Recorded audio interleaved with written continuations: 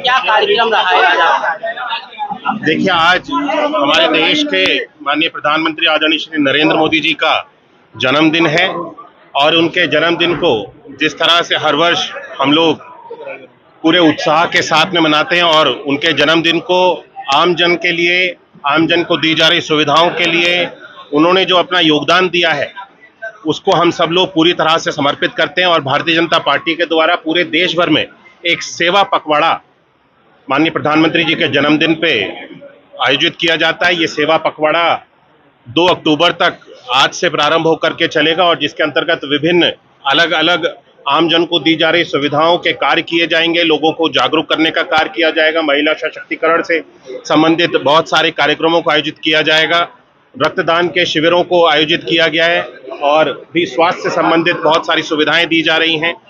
बहुत विभिन्न तरह के अलग अलग पूरे संगठन के द्वारा प्रदेश भर में और देश भर में कार्यक्रम 15 दिन तक ये लगभग चलते रहेंगे, जिससे हम आम जन को दी जा रही सभी सुविधाओं को और हर एक व्यक्ति तक पहुंचाने में जो हमारा लक्ष्य है अंत्योदय का, कि समाज में अंतिम पायदान पे जो व्यक्ति बैठा हुआ है उस तक सरकार की योजनाएं पहुंचे, हम उस लक्ष्य को प्राप्त करने की ओर और तेजी से इन 15 दिनों में आगे बढ़ेंगे। मैं अपने हृदय से माननीय प्रधानमंत्री जी के आज जन्म दिवस पे उनको अपने हृदय से शुभकामनाएं देता हूं और जब तक उनका मार्गदर्शन हमको जिस भी तरह से मिलता रहेगा, हम सब लोग भारतीय जनता पार्टी के सिपाही होने के नाते और उनके मार्गदर्शन में आगे चलने के लिए तत्पर हम सब लोग पूरी तरह से हमेशा तैयार रहेंगे। जो भी हमारा संगठन और हमारे प्रधानमंत्री जी हम लोगों को आदेश देंगे, हमसे कहेंगे, हम उन सारे सभी कार्यों को भारतीय जनता पार्टी के सिपाही होने के नाते पूर्ण करेंगे। मंत्री जी, जिस तरीके से सर्वोच्च न्यायालय ने जो है टेट को जो अनिवार्यता की है कि सरकार जो है शिक्षकों का पक्ष रख रही है, इसको लेके आप क्या कहेंगे? देखिए, मुझे लगता है ये पूरे देश के ऊपर माननीय सर्वोच्च न्यायालय ने निर्णय लिया है और अलग अलग प्रदेशों में इसके ऊपर सरकारों के द्वारा निर्णय लिए जा रहे हैं। उत्तर प्रदेश में भी इन सारी चीज़ों पर जो माननीय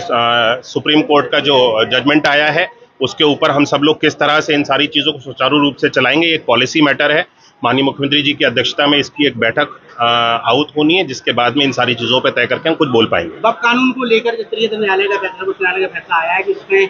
3 लोगों की अदर कमेटी 3 से 4 लोगों की रह सकती है, उनके अलावा और भी